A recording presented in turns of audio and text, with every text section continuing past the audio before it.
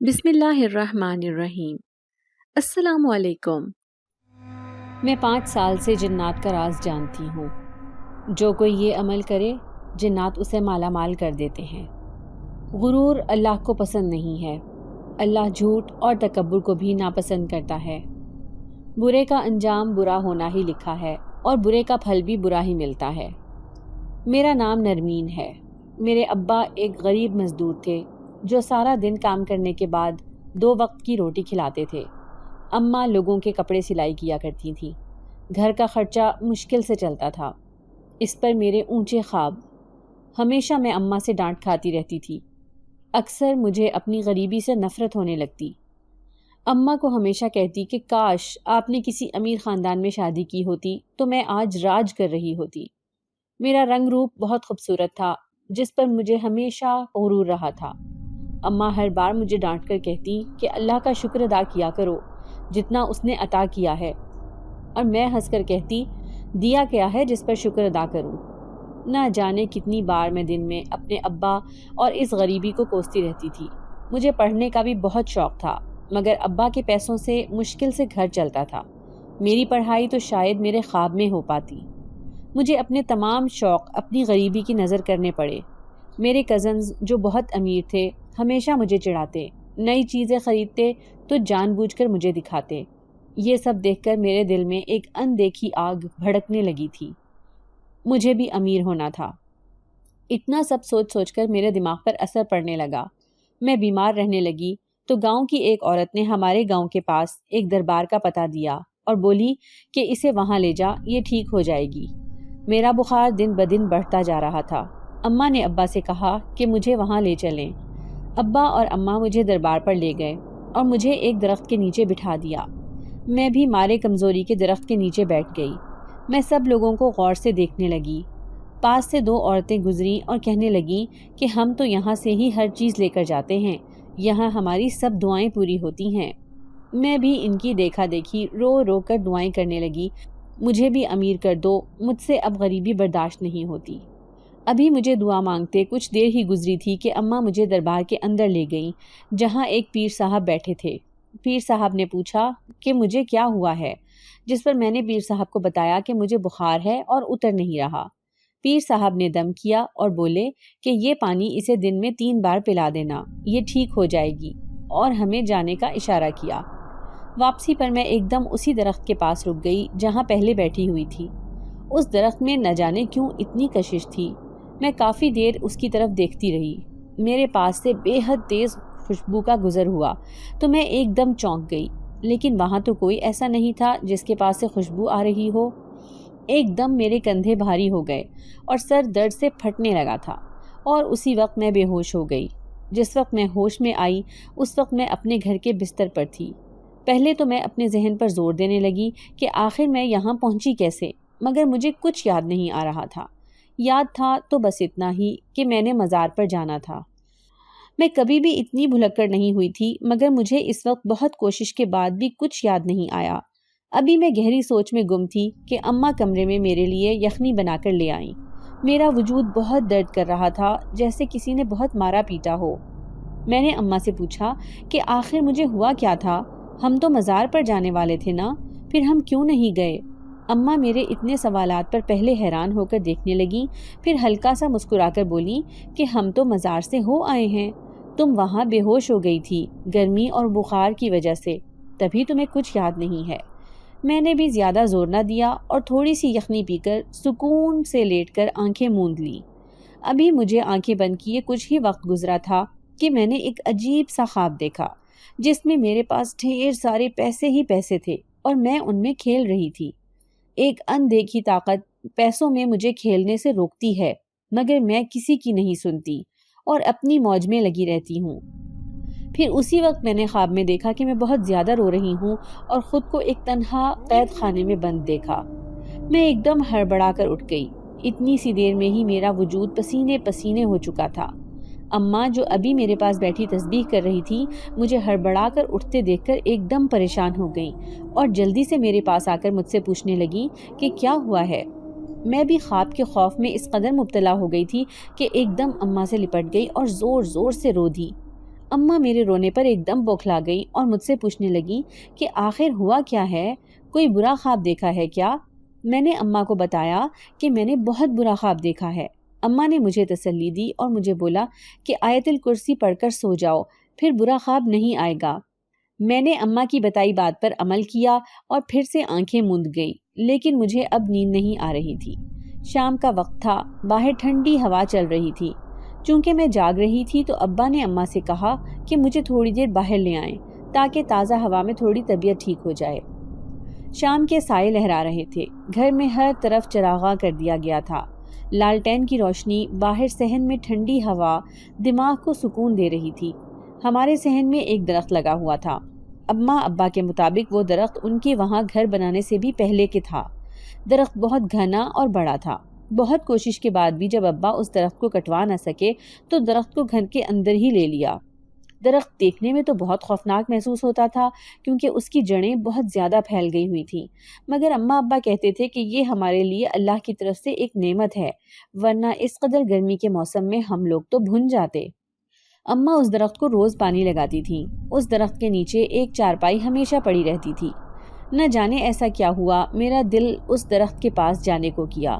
شام کے وقت اماں مجھے اس درخت کے پاس جانے نہیں دیتی تھی، لیکن آج میں اس درخت کے نیچے جانا چاہتی تھی۔ تبھی اماں جو میرے ساتھ آنکھیں موندے لیٹی ہوئی تھیں، ان کو بتائے بغیر میں اٹھ کر اس درخت کے نیچے چلی گئی اور چارپائی پر جا کر لیٹ گئی۔ میں نے جیسے ہی لیٹتے ہوئے درخت کی طرف دیکھا، میرے منہ سے ایک دم چیخ برآمد ہوئی، جس کو سن کر اماں بھاگ کر میری طرف آئیں اور پوچھنے لگیں کہ کیا ہوا ہے۔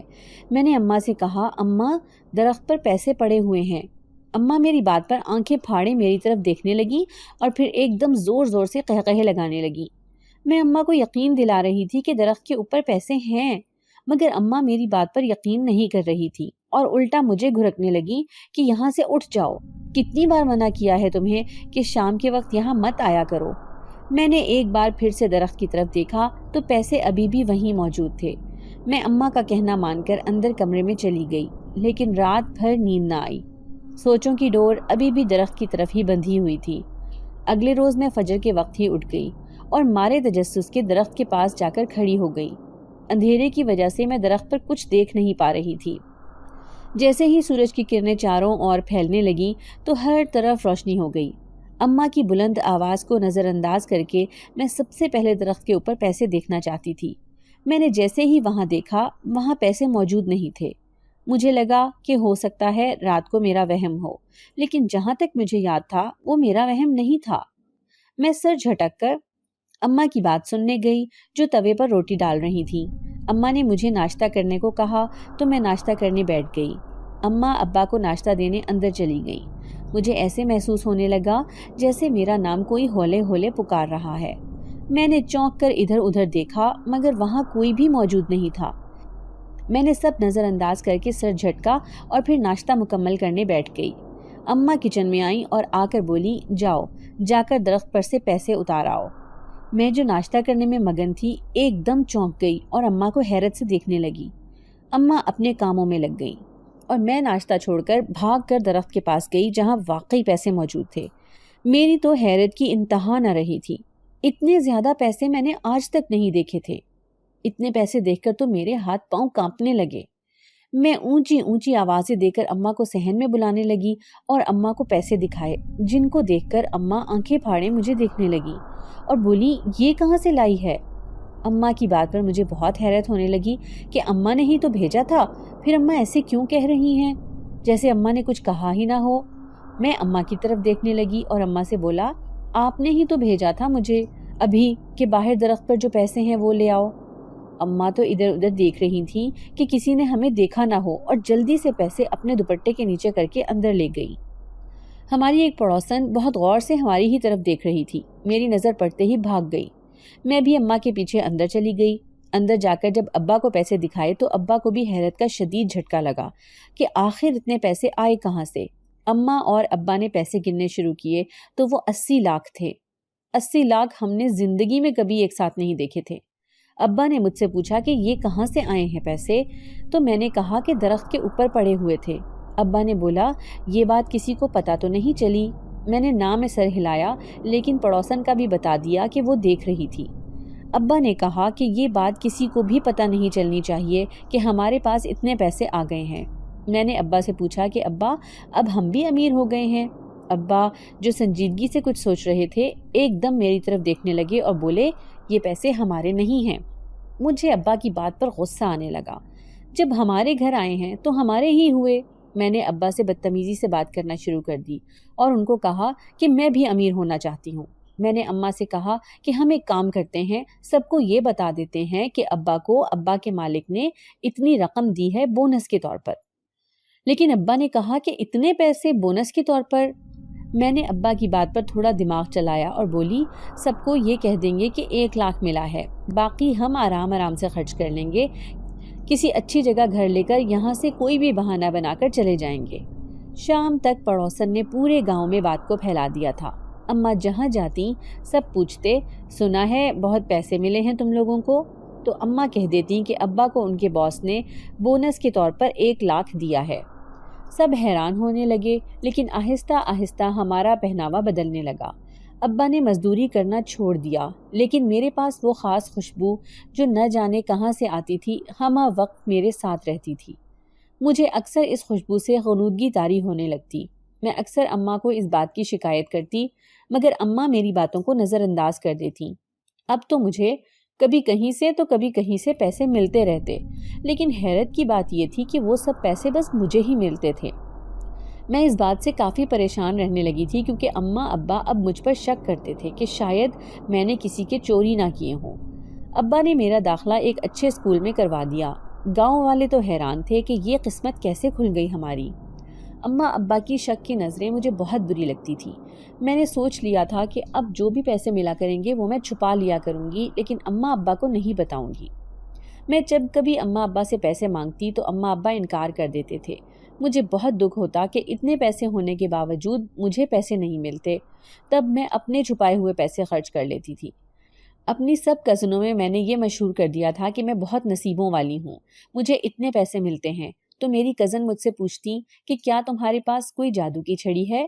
کیا تم نے یہ سب پیسے جادو سے لیے ہیں؟ تو مجھے ان کی باتوں پر بہت ہنسی آتی۔ میری تمام کزنز میں سے ایک کزن جو بڑی تھی مگر مجھ سے ان کی کبھی نہیں بنتی تھی، کہنے لگی کہ یا تو تمہارے پاس کوئی جنات ہیں جو تمہیں اتنے پیسے ملتے ہیں۔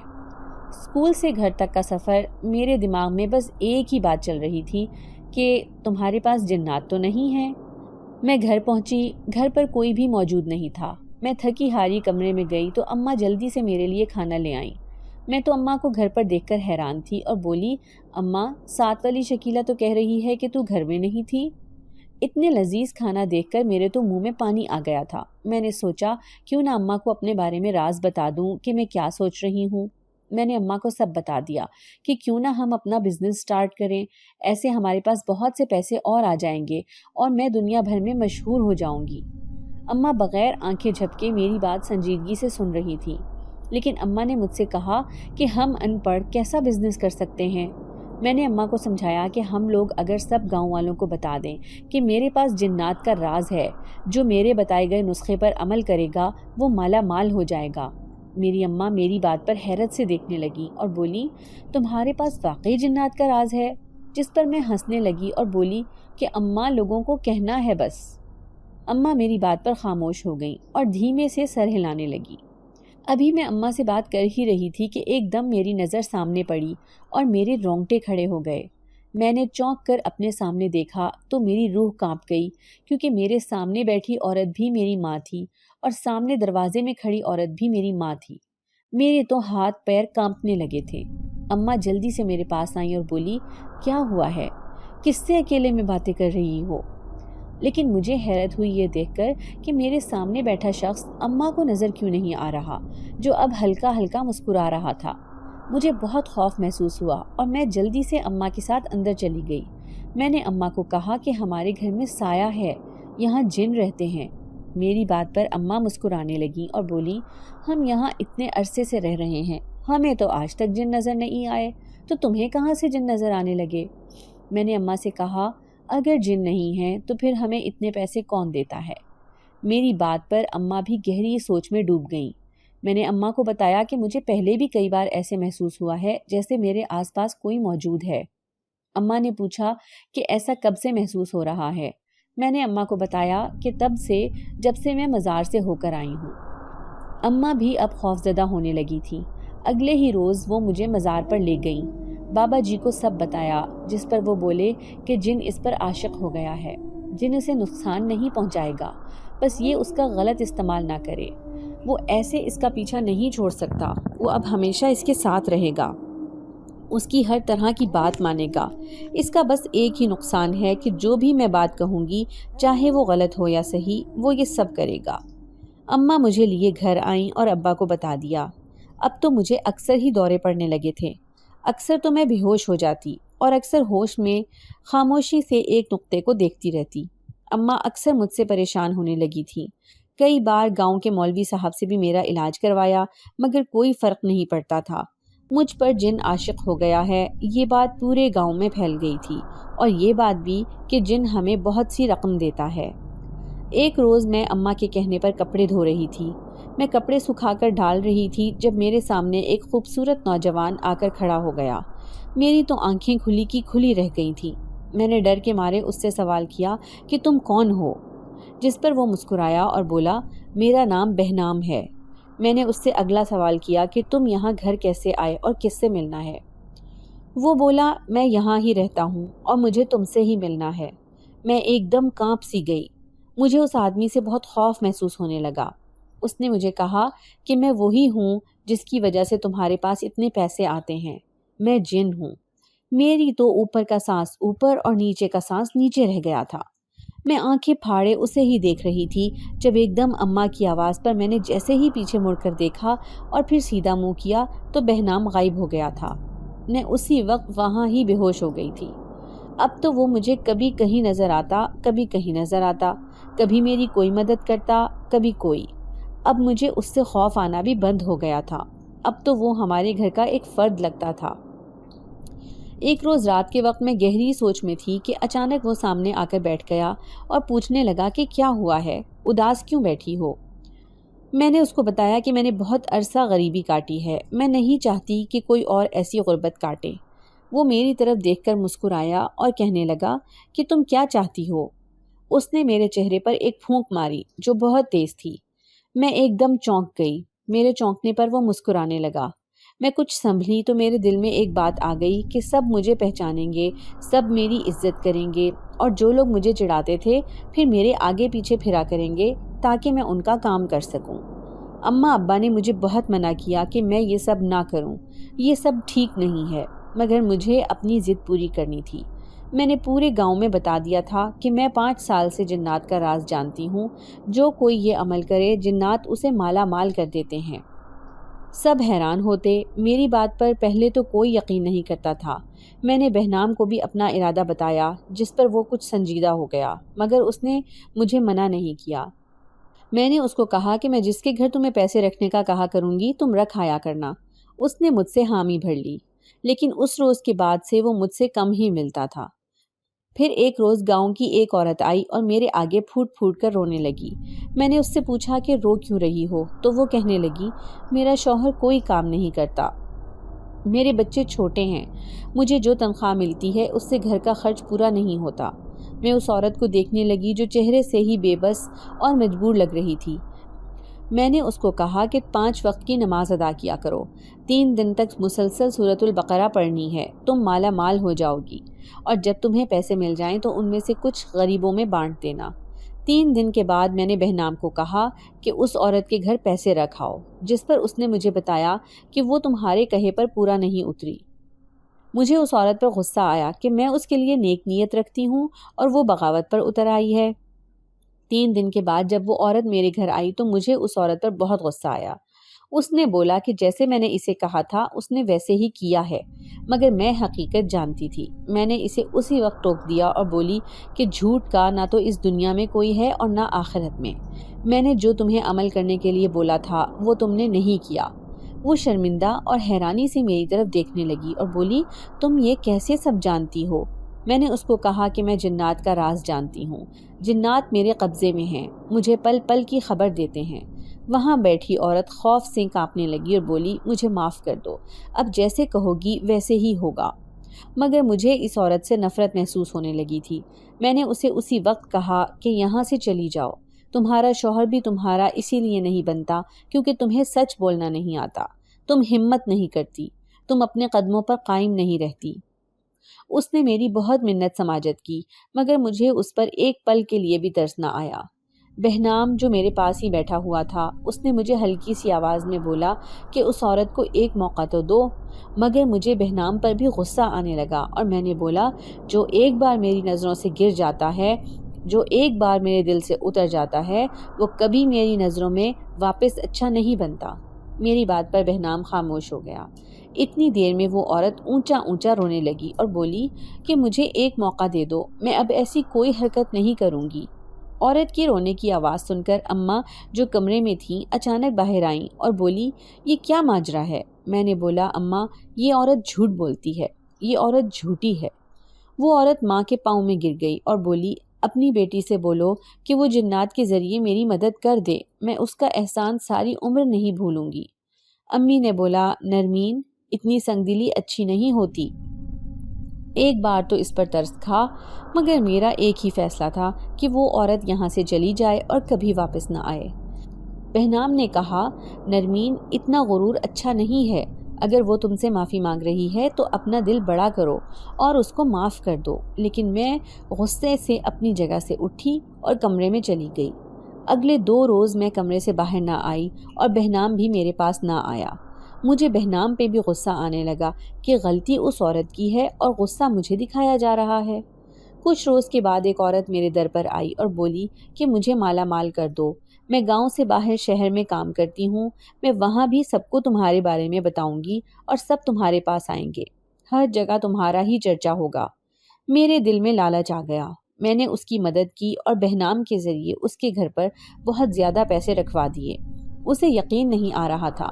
اگلے روز ہی وہ میرے گھر آئی اور بولی کیا یہ حقیقت ہے؟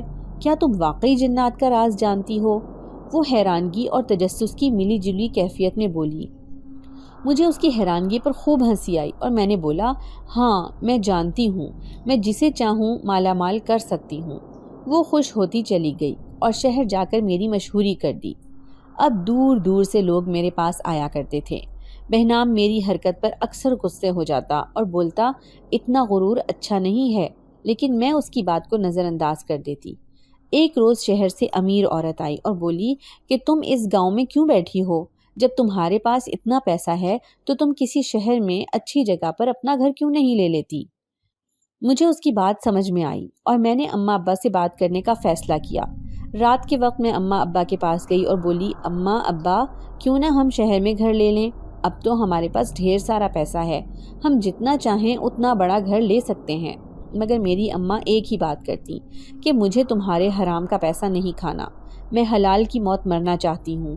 مجھے اماں کی بات پر بہت غصہ آیا اور میں بولی ساری زندگی غریبی کاٹنے کے بعد آپ کو برے وقت کی اور غربت کی عادت ہو گئی ہے، مگر میں مزید غریبی نہیں کاٹ سکتی، مجھے شہر میں ہی بڑا گھر ہی لینا ہے۔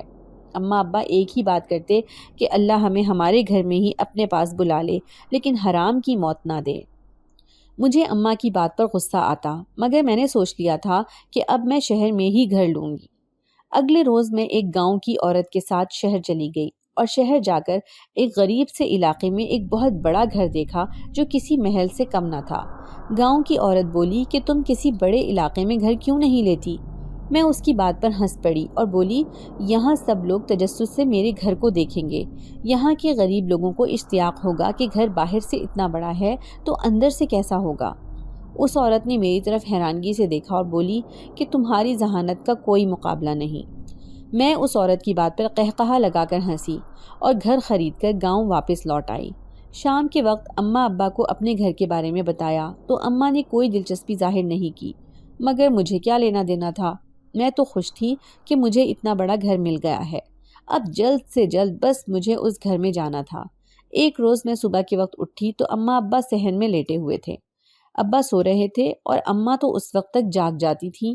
مجھے بہت حیرت ہوئی، میں ماں کو اٹھانے کے لیے ماں کے پاس گئی اور اماں کو ہلایا، مگر اماں کو بے سدھ لیٹا دیکھ کر میرے سر پر آسمان ٹوٹ پڑا، کیونکہ اماں حرکت نہیں کر رہی تھی اور نہ ہی سانس لے رہی تھی۔ میں نے اماں کو زور زور سے ہلایا، میری آواز سے ابا اٹھ گئے مگر اماں نہ اٹھی۔ میں جلدی سے گاؤں کے ایک حکیم کو بلا لائی اور بولی کہ اماں کو چیک کرو، اماں کو کیا ہوا ہے۔ حکیم نے اماں کو چیک کیا تو پتہ چلا کہ اماں اس دنیا میں نہیں رہیں۔ میری تو دنیا ہی اجڑ گئی تھی۔ میں نے کبھی نہیں چاہا تھا کہ میری اماں مجھ سے دور جائیں۔ میں نے بہنام کو بلایا، اسے بتایا کہ اب ماں میری اس دنیا میں نہیں رہی۔ مجھے لگا تھا بہنام سب کچھ کر سکتا ہے، مگر میں خوف خدا بھول چکی تھی۔ میں بھول گئی تھی کہ بہنام بھی اسی کی مخلوق ہے، نعوذ باللہ خدا نہیں ہے۔ میں نے بہنام سے کہا کسی بھی طرح میری اماں کو ٹھیک کر دو۔ بہنام میری طرف حیرت سے دیکھنے لگا اور بولا یہ کیسی بات کر رہی ہو؟ میں بھی اسی رب کی ذات کی مخلوق ہوں جس نے تمہیں پیدا کیا اور جس نے پوری دنیا کو پیدا کیا۔ وہ پوری دنیا کا خالق و مالک ہے، وہی ہے جس نے مجھے طاقت بخشی ہے اور جس نے تمہیں طاقت بخشی ہے۔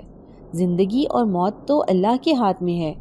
بہنام کی بات پر میں پھوٹ پھوٹ کر رونے لگی اور اماں کو اٹھانے کی کوشش کرنے لگی، مگر اماں نہ اٹھیں۔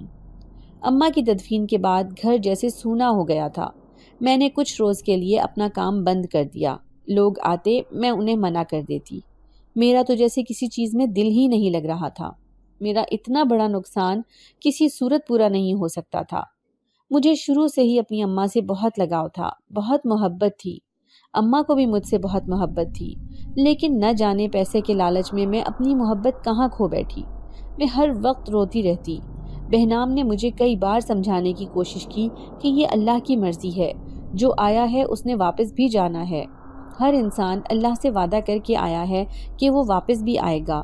میں اللہ کی رضا سمجھ کر صبر کر لوں، پر مجھے کسی صورت صبر نہیں آتا تھا۔ مجھے لگتا اماں واپس آئے گی، لیکن میں بھول گئی تھی جو ایک بار چلا جائے وہ کبھی واپس نہیں آتا۔ اماں کو گزرے 3 مہینے ہو چکے تھے۔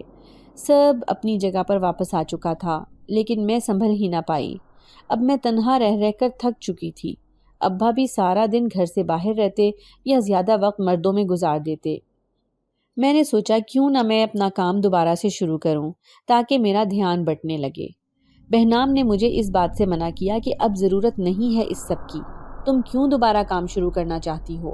لیکن میں ایک ہی رٹ لگائے بیٹھی تھی کہ نہیں، مجھے کام دوبارہ شروع کرنا ہے۔ اس سے پہلے مجھے اپنے گھر جانا ہے۔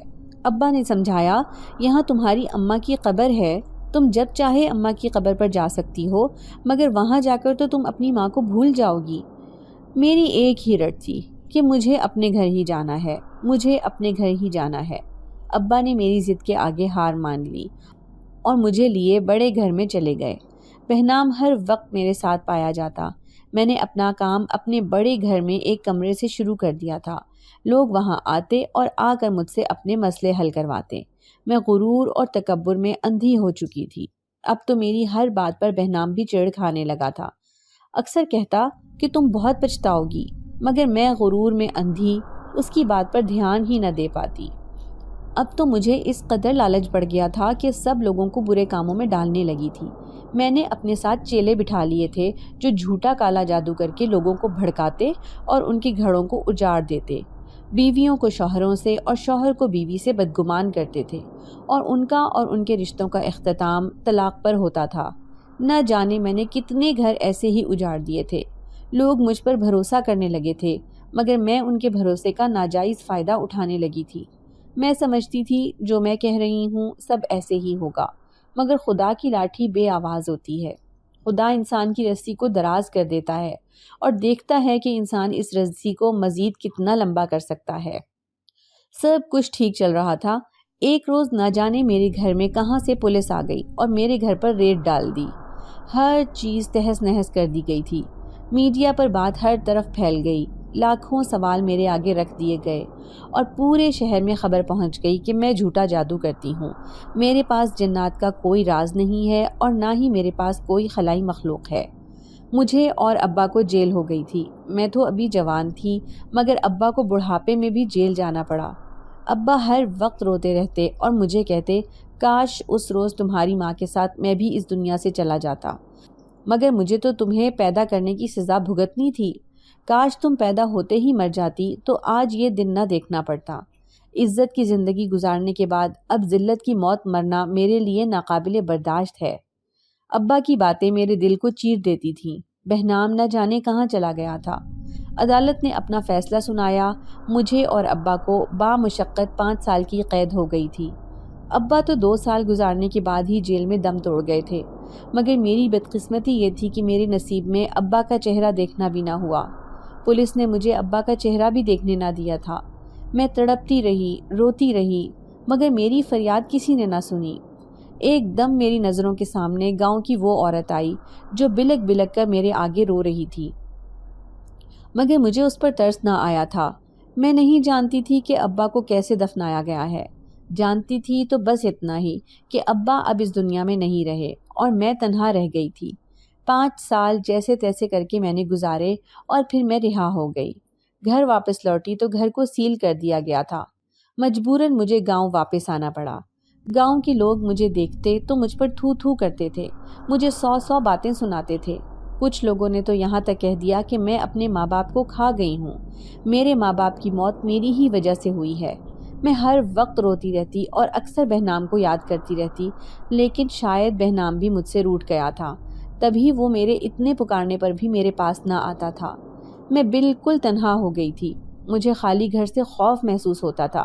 جہاں کام کے لیے جاتی وہاں سے مجھے انکار ہو جاتا۔ میں فاقوں پر زندگی گزارنے لگی تھی۔ ایک روز میں 3 دن سے بھوکی بیٹھی ہوئی تھی کہ اچانک دروازے پہ دستک ہوئی۔ میں جلدی سے دروازے کے پاس پہنچی اور دروازہ کھولا۔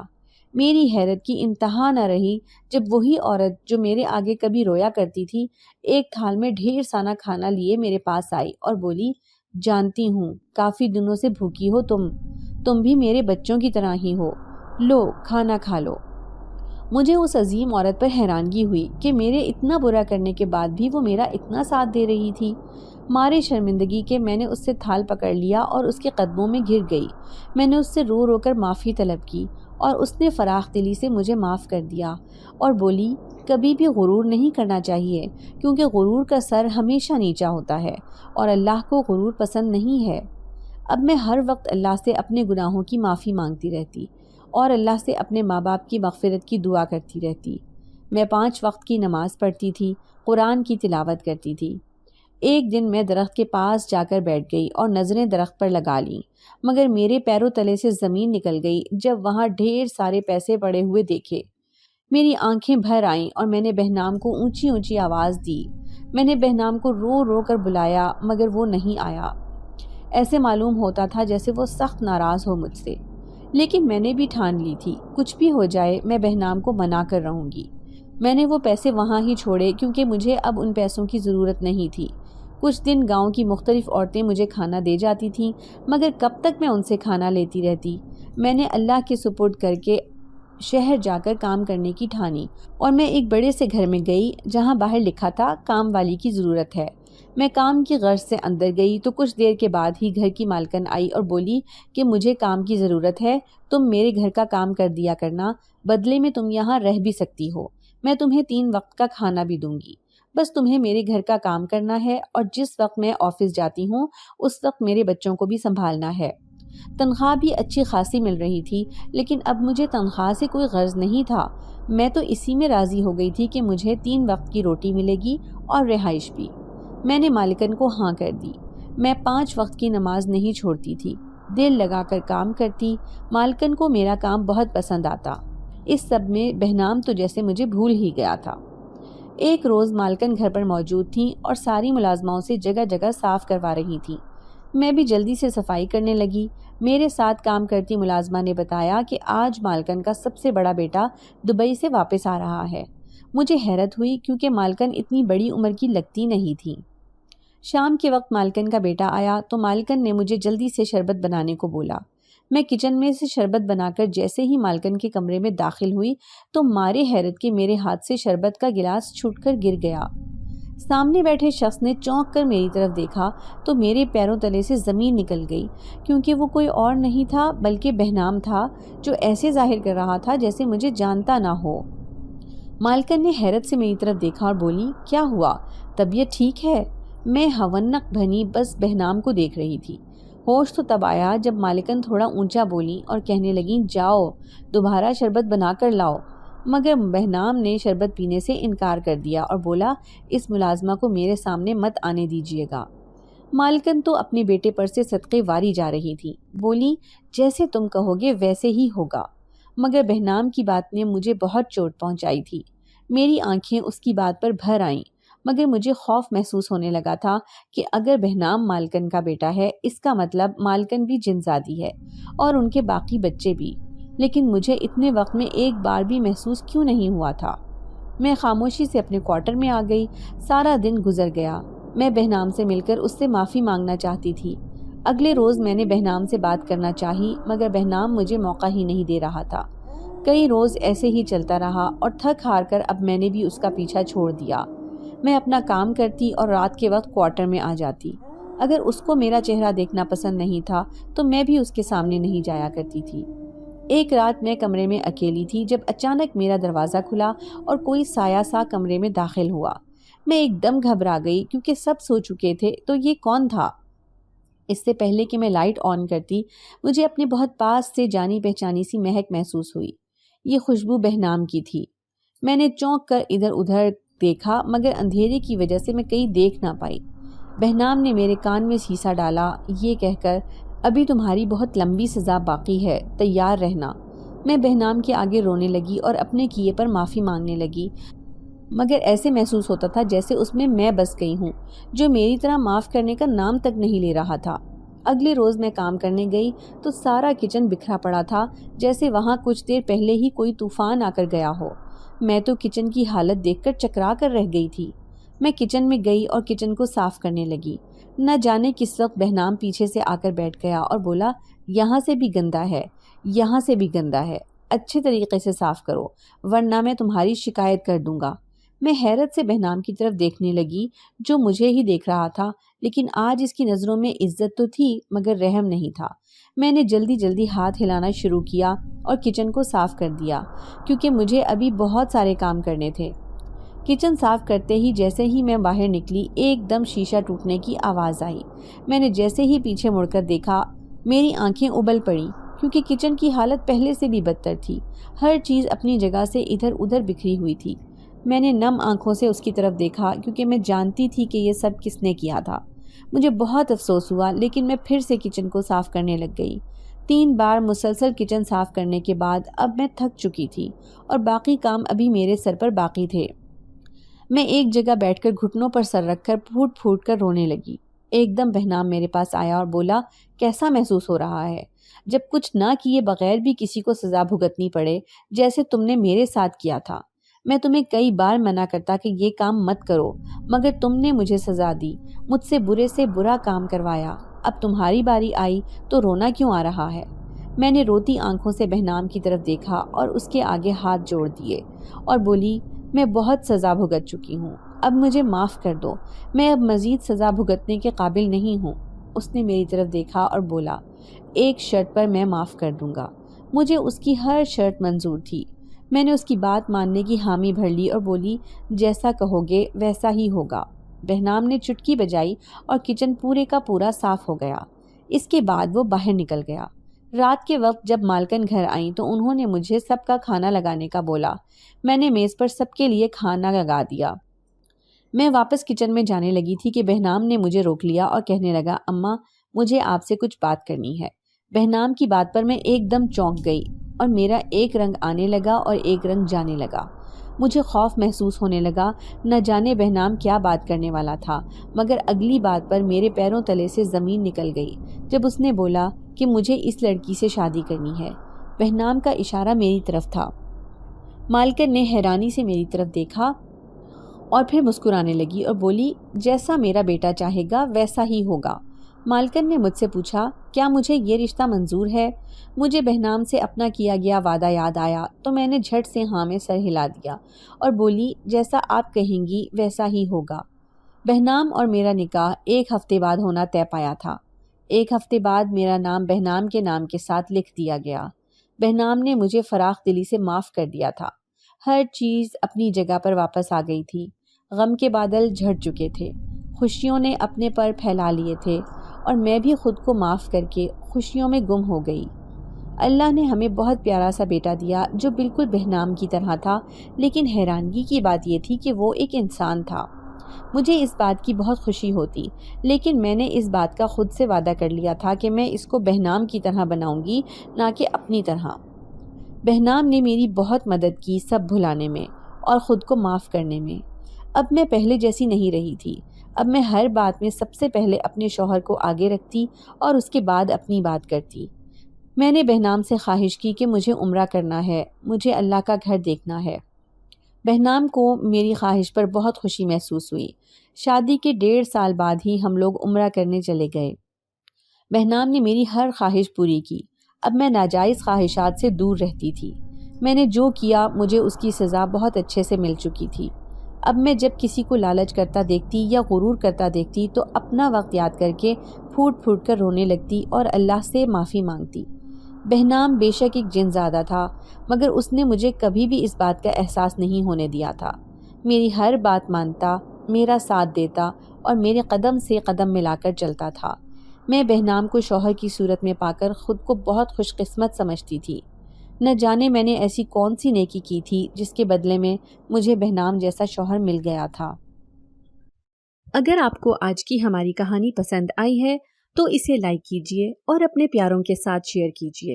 اور ہاں، اگر آپ نے ابھی تک ہمارا چینل سبسکرائب نہیں کیا تو ضرور کیجیے۔ ملتے ہیں کل ایک نئی اور دلچسپ کہانی کے ساتھ۔ تب تک کے لیے اللہ حافظ۔